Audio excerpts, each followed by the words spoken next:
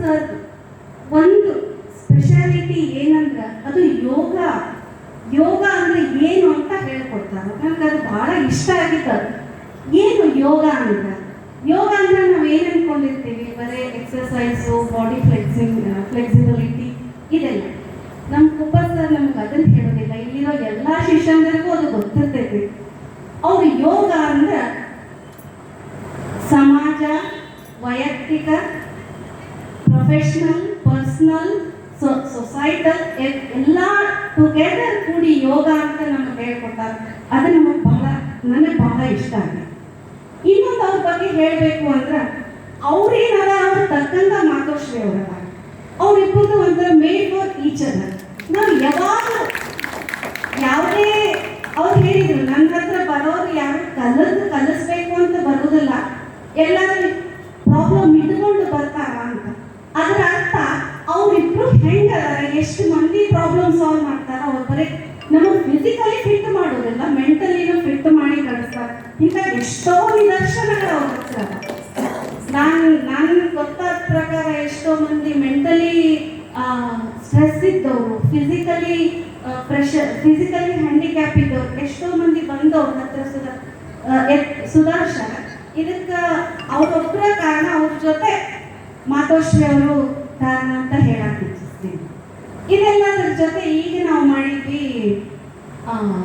ಚಕ್ರಜ್ಞಾನ ಅಂತ. ಈ ಚಕ್ರಜ್ಞಾನ ಮಾಡಕ್ಕೆ ಈಗಿನ ಕಮರ್ಷಿಯಲ್ ಯುಗದೊಳಗೆ ನಿಮಗೆಲ್ಲರಿಗೂ ಗೊತ್ತಿದ್ದದೈತಿ. ಯೋಗ ಅಂದ್ರೆ ಒಂಥರ ಕಮರ್ಷಿಯಲ್ ಪ್ರೊಫೆಷನ್ ಮಾಡ್ಕೊಂಡ್ಬೇಕಾ. ಅವ್ರಿಗೆ ಬರೋದು ಎಷ್ಟಿರ್ತೈತಿ ಗೊತ್ತಿರೋದಿಲ್ಲ, ಬಟ್ ಅದನ್ನೊಂಥರ ವ್ಯಾವಹಾರಿಕವಾಗಿ ನೋಡ್ತಾರೆ ಎಲ್ಲ. ಅದನ್ನ ಕಮರ್ಷಿಯಲ್ ಪರ್ಪಸ್ ಆಗಿ ಉಪಯೋಗಿಸ್ಕೊತಾರೆ. ಈ ಚಕ್ರಜ್ಞಾನ ನಾನು ಕೇಳಿದ್ವಿ, ಬೆಂಗಳೂರೊಳಗೆ ಈ ಚಕ್ರಜ್ಞಾನ ನಡೆಸ್ಕೊಡಾಕ, ಯೋಗ ನಿದ್ರೆ ನಡೆಸ್ಕೊಡಾಕ 5,000 ರೂಪಾಯಿ 2 ತಾಸಿಗೆ, 10,000 ರೂಪಾಯಿ 3 ತಾಸಿಗೆ ಚಾರ್ಜ್ ಮಾಡ್ತಾರೆ. ಬಟ್ ನಮ್ಮ ಕುಪ್ಪ ಸರ್ ದೊಡ್ಡ ಮನಸ್ಸಿನಿಂದ ನಾನು ಹೇಳಬೇಕು, ಇಲ್ಲಿ ನಮ್ಮ ಶಿಷ್ಯಂದರಿಗೆಲ್ಲ ಗೊತ್ತೈತೆ ಅದ್ರದ್ದು ಎಷ್ಟು ಯೂಸ್ಫುಲ್. ಅದ್ರ ಯೋಗ ನಿದ್ರೆ ಅಂತ ಮಾಡಿಸ್ತಾರೆ ಸರ್. ಆ ಯೋಗ ನಿದ್ರೆ ಮಾಡಿಸಿದ್ರಂದ್ರೆ ನಾನು ಸರ್ ಹೇಳ್ತಿದ್ದೆ, ಸರ್ ನೀವು ಯೋಗ ನಿದ್ರೆ ಮಾಡಿಸಿದ್ರಂದ್ರೆ ನಾವು 15 ದಿವಸ ಫ್ರೆಶ್ ಇರ್ತೀವಿ ಸರ್, ಅಷ್ಟು ನಮಗೆ ರಿಫ್ರೆಶ್ಮೆಂಟ್ ಕೊಡ್ತೈತಿ ಅಂತ ಹೇಳಿ ಅಂತಾದ್ರೆ ಸರ್ ಯೋಗ ನಿದ್ರೆ, ಚಕ್ರಜ್ಞಾನ ಇವನ್ನೆಲ್ಲ ಯಾವುದೇ ಅಪೇಕ್ಷೆ ಇಲ್ಲದೆ ಇದನ್ನು ನಾವು ಬಹಳ ಮೆಚ್ಚಬೇಕಾಗಿತ್ತು. ಎಲ್ಲರೂ ಮೆಚ್ಚಬೇಕಾಗಿದ್ದು ಇದು ಸರ್ ಅಂತ. ಯಾವುದೇ ಅಪೇಕ್ಷೆ ಇಲ್ರಿ ಅಂತ. ಇದನ್ನು ಅವರು ನಮಗೆಲ್ಲ ಸಾಮಾಜಿಕವಾಗಿ ಎಲ್ಲರೂ ಸ್ವಾಸ್ಥರಾಗಿರಲಿ. ಬರೀ ನಾವು ಆರೋಗ್ಯದಿಂದ ಸ್ವಾಸ್ಥರಾಗಿರೋದಿಲ್ಲ, ಮಾನಸಿಕವಾಗಿ ಆರೋಗ್ಯ, ದೈಹಿಕವಾಗಿ ನಾವು ಸ್ವಾಸ್ಥ್ಯದಿಂದ ಇರಲಿ ಅಂತ ತಮ್ಮ ಕೈಲಿ ಎಷ್ಟು ಸಾಧ್ಯ ಆಗ್ತೈತಿ ಅಷ್ಟು ಸಾಮಾಜಿಕ ಕೊಡಾಕತ್ತಾರ. ಅದ್ರ ಜೊತೆ ಮಾತೋಶ್ರೀ ಅವರು ಕೈ ಜೋಡಿಸ್ಯಾರ. ಇದು ನಿರಂತರ ಯೋಗ ಕ್ಲಾಸ್, ಇದು ನಿರಂತರ ಯೋಗ ಜ್ಞಾನ ನಡೀಲಿ ಸರ್. ಇನ್ನೂ ಹೆಚ್ಚಿಗೆ ಈಗ ರಗಡ್ ಕೊಟ್ಟಾರೆ ಸಮಾಜಕ್ಕೆ, ಇನ್ನೂ ಹೆಚ್ಚಿಗೆ ಕೊಡಲಿ, ಇನ್ನೂ ಇದ್ರ ಸದುಪಯೋಗ ಎಲ್ಲರೂ ಪಡ್ಕೊಳ್ಳಿ ಅಂತ ಹಾರೈಸಿ ಒಂದೆರಡು ಮಾತು ಮುಗಿಸ್ತೀನಿ. ಧನ್ಯವಾದ.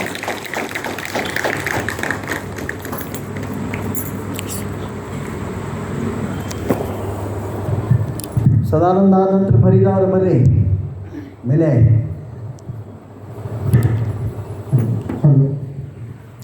ಎಲ್ಲ ಅತಿಥಿ ಪೂಜೆ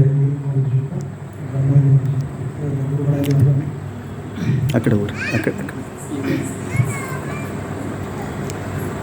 ನಾನು ಸದಾನಂದ